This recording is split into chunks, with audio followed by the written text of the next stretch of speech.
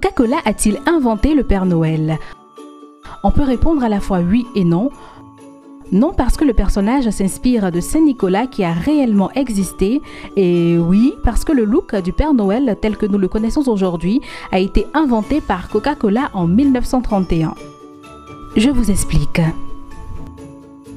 Le personnage du Père Noël est inspiré de Saint-Nicolas. Saint-Nicolas vécut au IVe siècle dans la région de l'actuelle Turquie et il était très connu pour sa générosité envers les enfants et les pauvres. Après sa mort, les Suisses et les Hollandais ont continué à le célébrer en commémorant le jour de sa mort le 6 décembre à travers une fête, le Samichlaustag pour les Suisses ou Sinterklaas pour les Hollandais. Et ce sont ces derniers qui, lors des déplacements massifs vers les États-Unis au XVIIe siècle, apportèrent avec eux leurs coutumes à New Amsterdam, qui est l'actuel New York.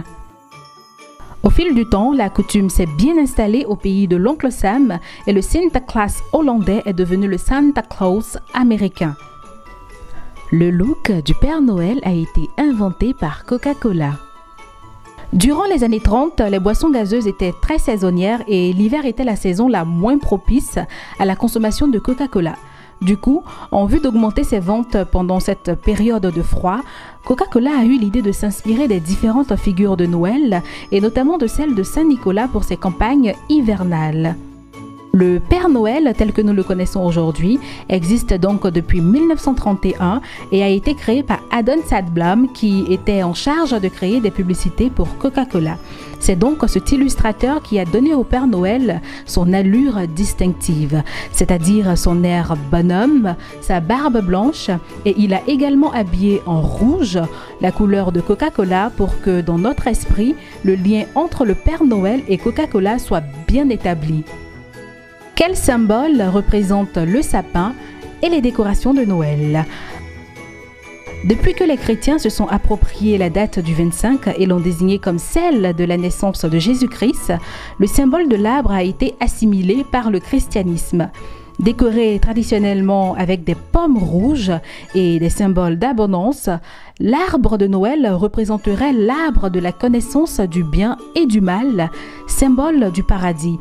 Cependant, en 1858, après une grande sécheresse qui affecta les récoltes, un artisan verrier de Moselle fabriqua des boules en verre pour remplacer les fruits.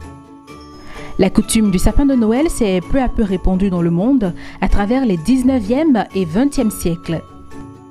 Quant à l'étoile au sommet du sapin, elle représente pour les chrétiens l'étoile de Bethléem qui guida les rois mages vers le lieu de naissance de l'enfant Jésus.